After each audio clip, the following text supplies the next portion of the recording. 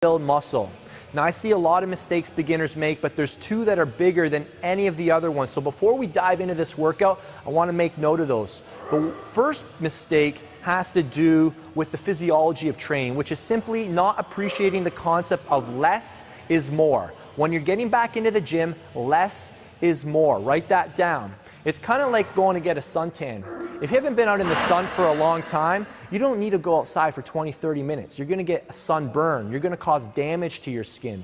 If you haven't been in the sun for a long time, you just have to get in and get out. It's like literally like 2-3 minutes. So we're applying the same type of stress in the gym as you would to your body if you were to get a suntan. So understand that less is more. The next mistake I see a lot of guys make is too many compound movements. The problem with compound movements when you're a beginner is that you're asking your body to integrate a lot of pieces. So when you're doing a bench press, squats, deadlifts, that involves a lot of different muscles that need control, that you need to be able to recruit selectively. And if you can't do that, the tension is going to get dispersed everywhere but the muscle you're trying to build, and you're going to end up stressing your joints. So in this workout, we're going to correct that, and we're going to teach you guys how to isolate muscles first, because guess what? There's plenty of time to integrate those compound movements. So in this workout, when you see all these isolation exercises, don't be like, what? Yes, we need to learn how to isolate, selectively recruit, and initiate with the working muscle.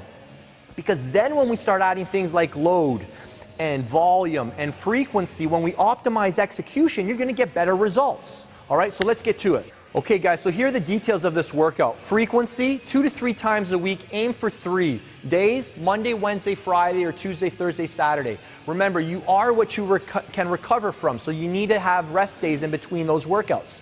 Routine duration, 3 to 4 weeks max here, guys. Just like food goes bad, it has an expiration date, so do programs. So you're gonna exhaust the benefits of this program within 3-4 weeks tops. So don't do it any longer than that. Sets per exercise, 2 to 4 sets. So what I recommend is start with 2, add 1 per week. Only if you can maintain quality. Avoid junk sets at all costs. Rest between sets, about 60 to 90 seconds. I want you to focus on good output, so a good quality set where you're working. So if you need to take the longer period, that's fine, all right? Here's the big thing, and this is what most people go wrong on. They don't follow any tempo. And here's what a tempo is. So the tempo is the speed of the movement. This first number here represents the eccentric movement. So on all of our movements, we're taking 4 seconds to lower the movement. 2-second pause at the bottom to kill any momentum. 2-second contraction, all right? So we're not swinging the weight up like a football player does. And then we're gonna hold it in the shortened position for another 2 seconds, where the greatest opportunity is for gains. All right, so pay close attention as I go through these exercises. If you get just this piece right, you're gonna grow, let me tell you. So are these the 7 best exercises? No, I could have picked a lot of different exercises, but we gotta start somewhere. So we've picked these exercises. So don't get hung up over the exercise we've chosen. Focus on the quality that you do each one. So exercise number 1 here, guys, is leg extensions. Before you do squats, you gotta master the leg extension. All right, so here's what we're doing. The big thing is to get a stretch at the bottom and to not swing the weight up, but to squeeze the weight up. I don't wanna see any bouncing, guys. And to ensure that you're in control of the weight here, notice how I'm holding it for 2 seconds at the top. If you can't hold it in the shortened position at the top, you don't have control over the weight. Lower the weight. Your body can't read the number anyways, so who are you trying to impress? All right, exercise number 2, lying leg curls. This is an excellent exercise, again, for hamstring development, but it also works a lot of other things across the knee. So what we're focusing on here, guys, the big opportunity here, again, is the shortened position when you're bringing your heels to your butt. The mistakes I see here is guys moving their butt up and down. So keep your core engaged, no movement from your butt, and initiate with the hamstrings. When you're in that shortened position, hold it for 2 seconds. Contract it. If you can't feel the muscle working, it's not working. Tension's going somewhere else, so you're wasting your time. All right, exercise number 3 here, guys. We're doing the cable chest fly. This is a pretty cool variation. So I want you guys to start off on a machine like this if you have it. So what we're looking to do is bring our elbows as close together as possible while keeping your scapula set. That might be a little advanced. If all you focus on is bringing your elbows together, not your hands together, you're gonna shorten your pecs a lot more. All right, so that's what I want you guys to focus on this one. And again, hold it for 2 seconds. If you can't hold it for 2 seconds at the bottom, it's too heavy. You got no business using that weight. Exercise number 4 of 7 is our straight arm pull downs, rope pull downs. It says pull overs here, that's a typo. It should say pull downs. I want you guys to really focus on getting your elbows way behind your body, because the lats, one of its jobs is to extend the shoulder. So the more you can get your elbows behind you, the more you're going to engage your lats. Don't lose the tension at any point in this range of motion. It's easy to lose it at the top. Really focus on keeping it on. Exercise number 5 is a slightly bent over dumbbell side lateral raise. Now, I really want you guys to get bent over like I am, because most people, whenever they're doing side delts, it really becomes a front delt exercise because of their body position and where the line of force is going. So I want you to get that side delt on top.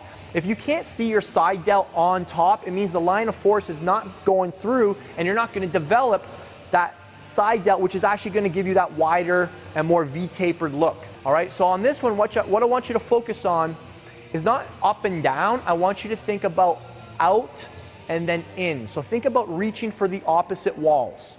Opposite walls, guys, that's how you're going to make yourself look wider.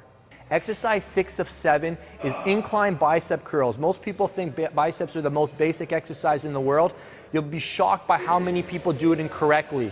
So what I want you to focus on here is getting full extension at the bottom. A way to know that you fully extended your biceps is to do a slight contraction on your triceps. And that's going to take away the momentum you can create from shoulder extension. I want you to initiate the movement here with your biceps. You're going to have to drastically reduce your load and just lock yourself down, as you can see myself doing here. All right, squeeze it as hard as possible. You do not need a lot of weight. If you're using 40s and 50s and still don't have arms the way you want them to look, the problem is not the amount of weight, it's how you're doing it. Most guys get better gains in their arms working with like literally 20s and 25s than working with 40s plus. All right, so really focus on what I'm doing here and you're gonna get better gains with less weight. Last exercise, guys, I'm gonna switch this up on us. It's not gonna be a rope press down. We're gonna do a cable press down.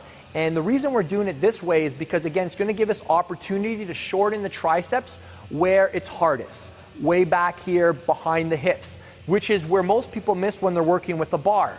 So again, where's the opportunity to build the muscle? Where the muscle's the shortest, where you have to contract the hardest, where it's just simply harder. It's harder to go into full extension. That's why you see guys doing short ranges of motion. They're avoiding the hard part, where there's opportunity to make gains. So these cables allow us to travel through a greater arc.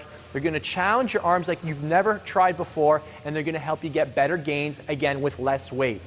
Thank you so much for watching this video. If you like these concepts of less is more and focus on isolating before you integrate, give this video a thumbs up. As always, be sure to leave me comments below. What do you guys want me to cover in my next video? And also, I got a free gift for you. For you guys who like these full body workouts, who want to continue on for the next couple months, full body style, until you're ready to go to a 2-day split or a 3-day split, click that button up here in the annotation, and it's going to bring you to a link where you can download a complete full body workout program. There's 3 different full body workout programs to help you get better muscle gains.